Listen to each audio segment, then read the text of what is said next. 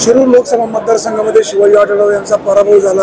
आज विचारमंथनाची बैठक झाली, कसं पाहता? नक्कीच एका लोकसभेच्या निवडणुकीच्या नंतर कार्यकर्त्यांमध्ये चर्चा विचारविनिमय व्हायला पाहिजे।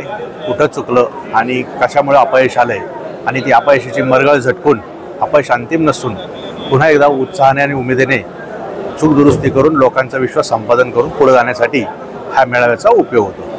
लोकसभेला बाजी मारली, आता विधानसभा सुद्धा आम्ही जिंकणारच, अशा प्रकारची चर्चा प्रामुख्याने आंबेगाव तालुक्यामध्ये मोठ्या प्रमाणात होते। या गोष्टीमध्ये काही तथ्य नाही।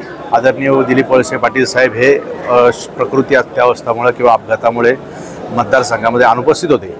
गेल्या पंचवार्षिकला 2019ला डॉक्टर अमोल कोल्हेंना दिलीप वळसे पाटील साहेब यांच्या माध्यमातून 25,000 लीड मिळालं होतं। ते आता फक्त 12,000वर वळसे पाटलांच्या अनुपस्थित झालं।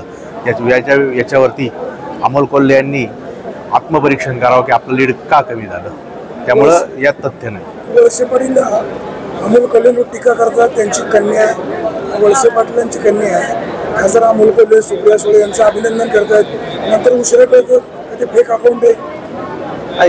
केला असेल अथवा नसेल याबाबत मला माहीत नाही, परंतु ही राजकीय संस्कृती आहे। जो विजय झालेला आहे त्याच्या जरी शुभेच्छा दिल्या तर त्याच्यामध्ये काही वावगा असं नाही आहे, त्याच्यामध्ये कोणी संदिग्धता ठेवण्याचे काही कारण नाही।